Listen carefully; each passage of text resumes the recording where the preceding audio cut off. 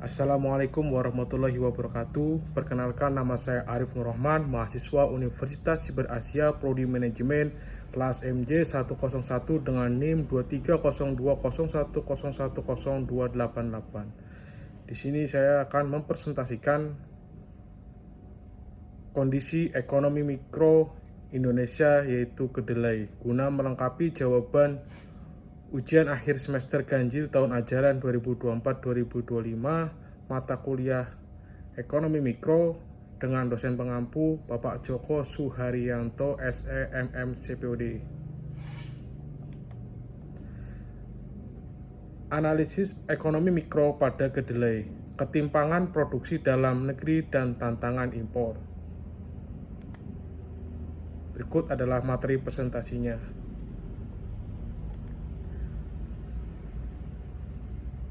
Latar belakang presentasi ini. Kedelai adalah sejenis kacang-kacangan yang kaya akan protein. Kedelai menjadi bahan dasar berbagai produk seperti tahu, tempe, kecap, susu kedelai, dan olahan makanan lain. Karena nilai gizinya yang tinggi, kedelai sering menjadi pilihan dalam pola makan vegetarian dan vegan sebagai pengganti protein hewani. Permintaan kedelai yang tinggi tidak diimbangi dengan produksi dalam negeri yang memadai, sehingga ketergantungan pada impor kedelai terus meningkat. Fenomena ini menimbulkan berbagai permasalahan ekonomi mikro, mulai dari ketidakstabilan harga hingga dampaknya pada kesejahteraan petani lokal. Ketergantungan Indonesia terhadap kedelai sangat tinggi. Sulitnya pengembangan produksi kedelai dalam negeri disebabkan oleh kepemilikan lahan petani relatif sempit, sehingga budidaya kedelai umumnya tidak insentif. Usaha tani kedelai dinilai bukan pendapatan utama bagi keluarga tani.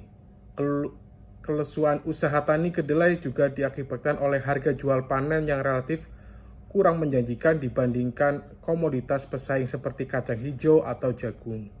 Presiden Prabowo Subianto mengatakan komitmen Indonesia menuju swasembada pangan dan energi sebagai langkah utama guna menghadapi tantangan global yang makin kompleks.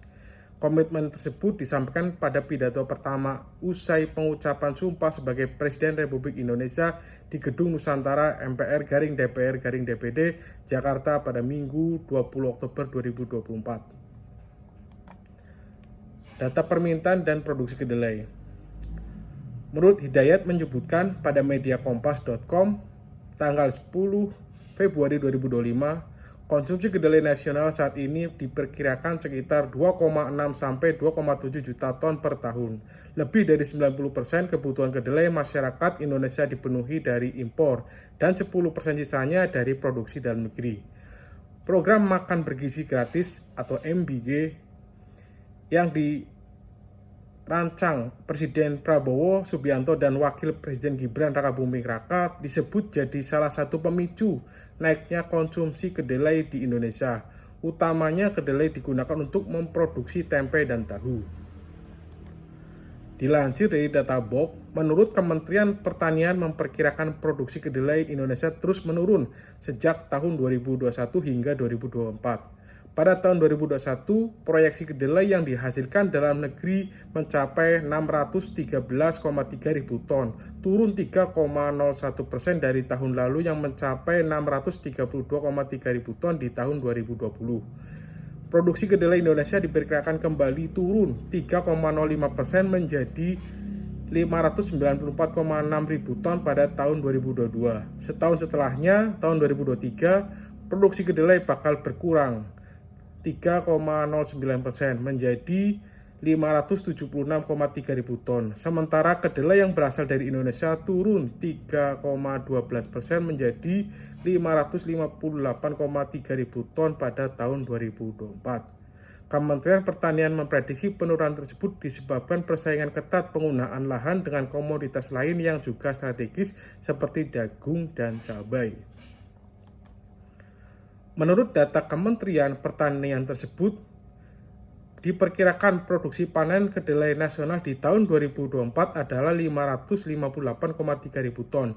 Sedangkan permintaan konsumsi kedelai nasional untuk tahun 2024 diperkirakan sekitar 2,7 juta ton per tahun. Berdasarkan data, kondisi tersebut menunjukkan bahwa Indonesia mengalami defisit kedelai karena produksi kedelai dalam negeri jauh lebih kecil dibandingkan kebutuhan konsumsi nasional. Akibatnya, Indonesia harus mengimpor kedelai atau meningkatkan produksi dalam negeri. Jika tidak segera diatasi, maka kedelai nasional akan terus mengalami kenaikan harga dan produksi pangan akan menurun.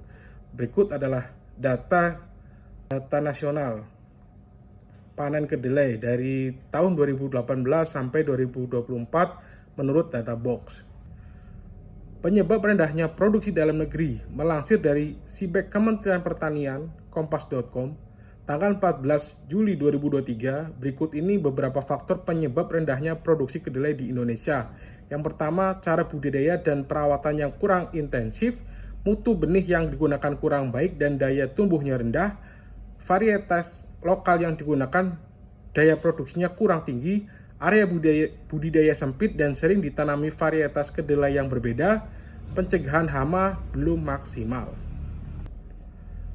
Tantangan impor kedelai. Apabila ditinjau dari jangka waktu pendek, impor kedelai merupakan langkah yang lebih efisien dalam memenuhi kebutuhan kedelai nasional. Namun bukan berarti pemerintah tetap mempertahankan tren impor yang semakin meningkat, tetapi harus memperbaiki kuantitas, kualitas, dan daya saing dari kedelai lokal. Untuk swasembada kedelai diperlukan kerja keras, memberi rangsangan bagi petani untuk berusaha tani, adanya teknologi yang memadai, penyuluhan untuk petani. Berikut adalah data dari CNBC Indonesia. RI doyan gorengan, tempe, tahu, tapi sayang impor kedelai masih sampai 90%. Berikut adalah volume ekspor kedelai Amerika Serikat ke Republik Indonesia.